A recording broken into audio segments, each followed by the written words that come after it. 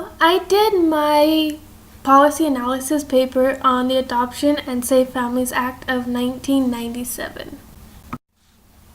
A little bit about the historical background of my policy was in 1636 was the first American child to be indentured. In 1874 was the Mary Ellen case, which will be discussed a little bit more later on, which began the Child Protection Services. 1935 was the Social Security Act. The Children's Rights started in 1960. In 1980, the Child Welfare Adoption Assistance Act and Prevention began. 1990 was the Federal Family Preservation and Support Services Program started. And then in 1997 was when the Adoption and Safe Families Act came about. A little bit about the description of the problem started with Mary Ellen, which was in the historical background. She was a 9-year-old child from New York. She was beaten, cut, starved, and burned for more than 7 years from her stepmom. Wheeler, which was a social worker, found Mary literally covered in scars, burns, welts, and a cut that ran from her forehead to her chin. But when she brought this case to the authorities, they wouldn't do anything about it because there was no policy that was enacted to help children like this.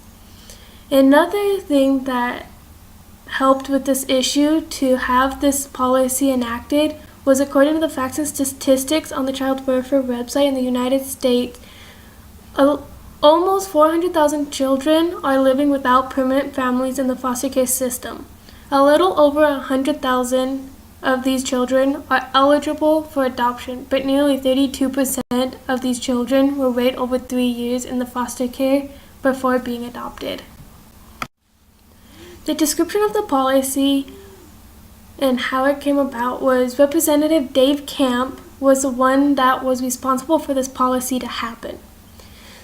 On November 19th, 1997, President Bill Clinton made this policy effective.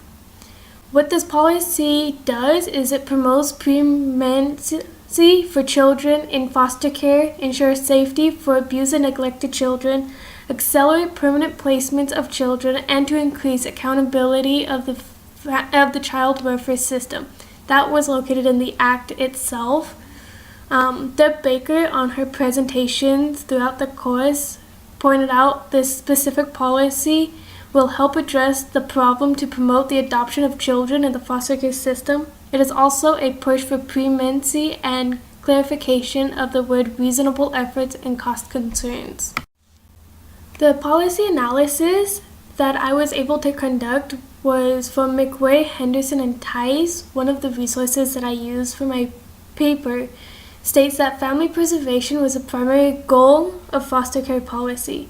However, the Adoption and Safe Families Act marked a shift away from family preservation toward concurrent planning and adoption.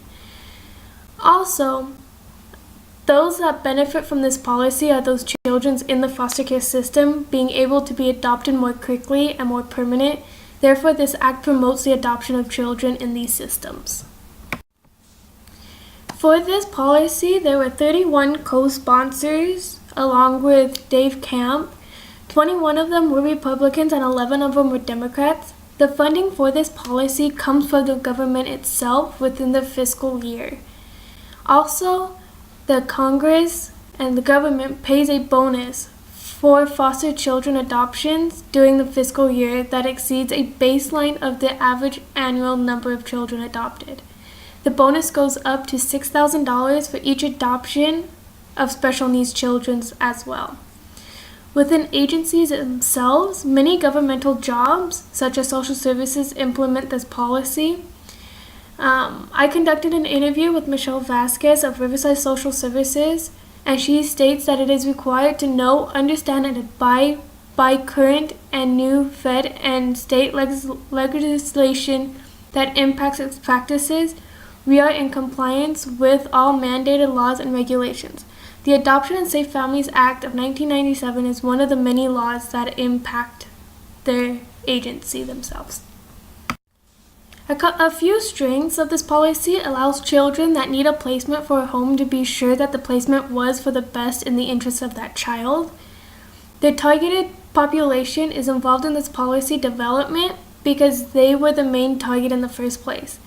A policy could build on their own strengths of the overall policy because it shows the positivity that the policy has gained within the many years of study and practice to know that it only gets better with this policy for the children. Lastly, the less time in a foster care system shows that the children have a better attachment with the families that are willing to take care of these children and are willing to grow and have these attachments with the children throughout their lives. Alright, the global impact of this policy stated from Barthollet, a co-writer in the Children and Youth in Adoption, Orphanages, and Foster Care, states, if Adoption and Safe Families Act of 1997 spirit were to spread beyond our borders, it would help animate efforts to free up increased numbers of children for adoption and to ease the barriers to international adoption so that more of them could be placed. In addition, China is one country that the United States adopt children from since the beginning, and this is the country that we get majority of our children from.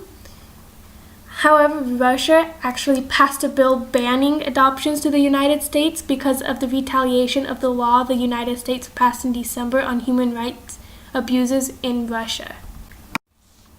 A little bit of the faith integration that I found for my policy was just a few. The Bible does talk a lot about adoption and how God is the father of all of us and we are all orphans. However, the three that I chose was Psalms 27:11, if my father and mother forsake me, the Lord will take me up. John 1:12, but to all who receive him, who believe in his name, he gave power to become children of God. And lastly, 2 Corinthians 6:18, and I will be your father, and you shall be my sons and daughters, says the Lord Almighty. Out of these verses, it shows that God is being that father figure that every child wants to have and that it comes in no time at all. Christianity is welcoming adoption agencies that is willing to give each and every child of God a father that is willing to accept and take care of each and every one of them. It is a breath of fresh air that each person has the opportunity that is given by the faith of a believer. Alright, after learning and studying about this policy, my viewpoint of position is completely in agreement with it. I completely agree with this policy to promote adoptions within the foster care system. I do not believe that children should be in a foster care system longer than they need to be because they have a need of an attachment to certain people. Also, the purpose of this policy is exactly what the system needed because children in orphanages and the foster care system are in these systems for years before being adopted. Also, I believe that I have a growing interest in this policy because this is my dream to help in adoptions and to be a part of a child's life, including the adoptive parents' lives. I want to be a social worker in adoption, and also I want to be an adoptive mother as well.